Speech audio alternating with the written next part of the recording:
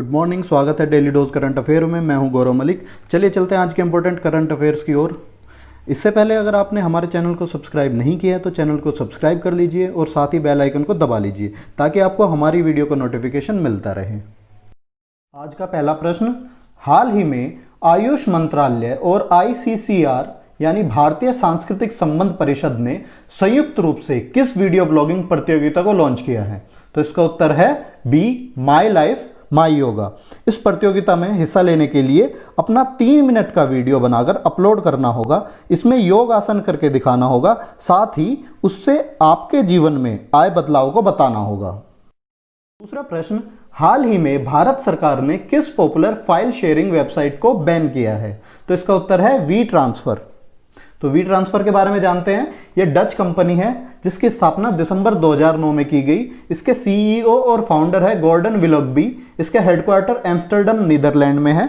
भारत सरकार के दूरसंचार विभाग ने इंटरनेट सर्विस प्रोवाइडर्स को WeTransfer.com को बैन करने का नोटिस जारी किया है। हालांकि इसके स्पष्ट कारणों का खुलासा नहीं किया गया है और सुरक्षा कारणों का हवाला दिया गया है। इससे पहले भी 2019 चुनाव के दौरान ब्लॉक किए जाने वाले URL में 442% की बढ़ोतरी हुई थी। आज का तीसरा प्रश्न, हाल ही में बैंक बोर्ड ब्यूरो ने किसे SBI के MD नियुक्त करने की घोषणा की है? तो इसका उत्तर है अश्विनी भाटिया। ये फिलहाल SBI में डिप्टी मैनेजिंग डायरेक्टर के पद पर कार्यरत है। इसके साथ साथ ब्यूरो ने PP सेनगुप्ता को भारतीय ओवरसीज बैंक के MD और CEO और मट्टम वेंकट राव को बैंक ऑफ इंडिया के MD और CEO की नियुक्ति की सिफारिश की है। का चौथा प्रश्न, हाल ही में किसने फ्रांसीसी सरकार द्वारा दिया जाने वाला क्रिस्टोफ मैरियक्स पुरस्कार जीता? तो इसका उत्तर है Quarraisha Abdool Karim. Quarraisha Abdool Karim Africa की HIV शोधकर्ता है।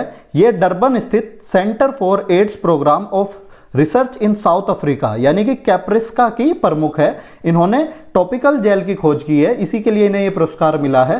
क्रिस्टोफ मैरियक्स पुरस्कार फ्रांस में विज्ञान के क्षेत्र में दिया जाने वाला शीर्ष पुरस्कारों में से एक है। इसमें €500,000 की धनराशि दी जाती है। इसका पांचवा प्रश्न, हाल ही में किसे कैरेट इंडिया की नई CEO नियुक्त किया गया? तो इसका उत्तर है अनीता कोटवानी। अनीता कोटवानी इससे पहले न्यू बिजनेस और क्लाइंट लीड के रूप में मिंडशेयर इंडिया में वाल्ट डिज्नी के बिजनेस की सीनियर वाइस प्रेसिडेंट के रूप में कार्यरत थी। कैरेट इंडिया डैन नेटवर्क के स्वामित्व वाली मीडिया एजेंसी है। आज का छठा प्रश्न, मंत्रिमंडल की नियुक्ति समिति ने किसे FSSAI यानी food safety and standard authority of India के CEO के रूप में नियुक्ति को मंजूरी दी है? तो इसका उत्तर है अरुण सिंघल। यह वर्तमान में स्वास्थ्य और परिवार कल्याण विभाग के विशेष सचिव के रूप में कार्यरत है और FSSAI के वर्तमान CEO GSG अयंगर का स्थान लेंगे। हमारा आज का सातवां प्रश्न, संयुक्त राष्ट्र द्वारा वैश्विक स्तर पर ग्लोबल डे ऑफ पेरेंट्स कब मनाया जाता है? तो इसका उत्तर है 1 जून। संयुक्त राष्ट्र द्वारा सन 2012 में इसकी शुरुआत की गई। यह बच्चों के पालन पोषण में माता पिता की महत्वपूर्ण भूमिका को दर्शाता है। आइए जून में पड़ने वाले और दिवसों के बारे में जान लेते हैं। तो सबसे पहले है जून 1 जिसे वर्ल्ड मिल्क डे या फिर ग्लोबल डे ऑफ पेरेंट्स के रूप में मनाते हैं।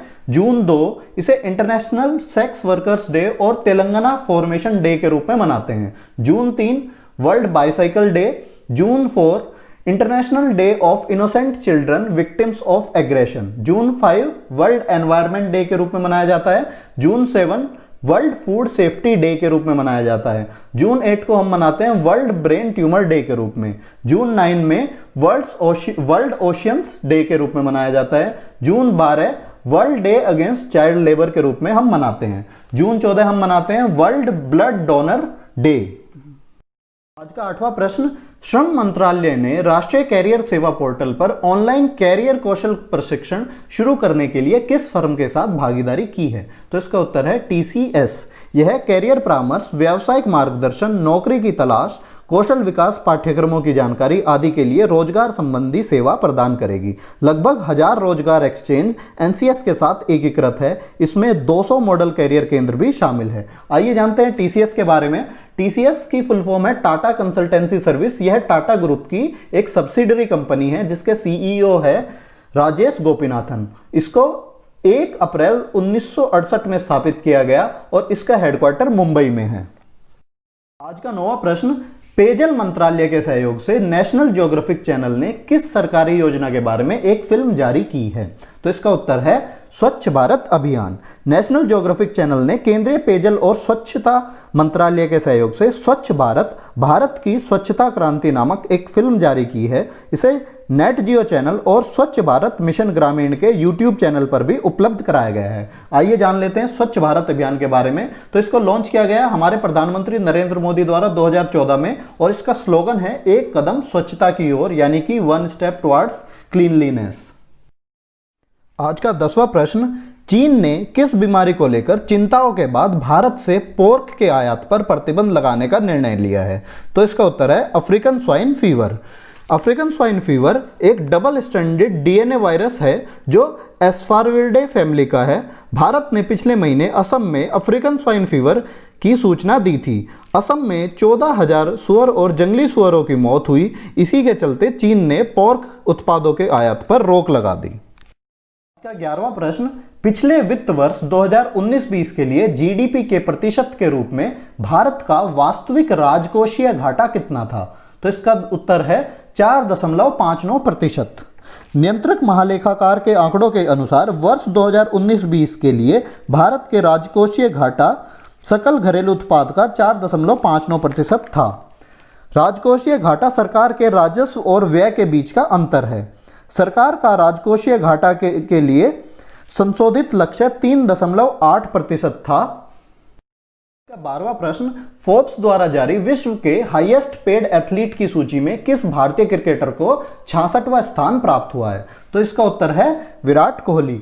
विराट कोहली एकमात्र भारतीय खिलाड़ी है जिसे फोर्ब्स सूची में स्थान प्राप्त हुआ है। $26 मिलियन की अर्निंग के साथ उनकी रैंकिंग पिछले वर्ष की तुलना में 100 से 66 हो गई है। इस वर्ष फोर्ब्स सूची में रोजर फेडरर को पहला स्थान प्राप्त हुआ है। आज का 13वां प्रश्न, केरल की पहली महिला डीजीपी कौन बनी है? तो इसका उत्तर है आर श्रीलेखा। ये ए हेमाचंद्रन का स्थान लेगी। और भारत की पहली महिला डीजीपी थी कंचन चौधरी भट्टाचार्य।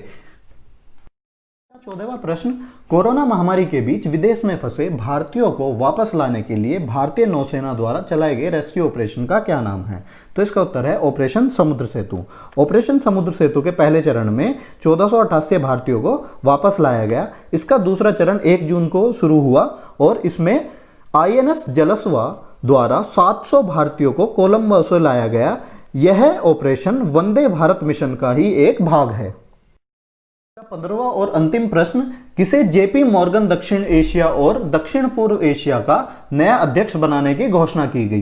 तो इसका उत्तर है लियो पुरी। लियो पुरी इससे पहले यूटीआई म्यूचुअल फंड के सीईओ रह चुके हैं। वह कल्पना मौर्परिया का स्थान लेंगे। अब बारी है कल पूछे गए प्रश्न की, वर्ल्ड हंगर डे कब मनाया जाता है? तो इसका उत्तर है 28 मई। अब बारी है आपके लिए प्रश्न की, हाल ही में बेजान दारूवाला का निधन हुआ है, वे कौन थे? तो आपके ऑप्शन है लेखक, ज्योतिषी, पत्रकार या फिर शिक्षाविद। आप इसका जवाब हमें कमेंट करके जरूर दें और कल की वीडियो में इसका जवाब हमारे द्वारा दिया जाएगा। अगर आपको हमारी ये वीडियो हेल्पफुल लगी तो इस वीडियो को लाइक करिए, साथ ही साथ अपने व्हाट्सएप स्टडी ग्रुप में शेयर करिए।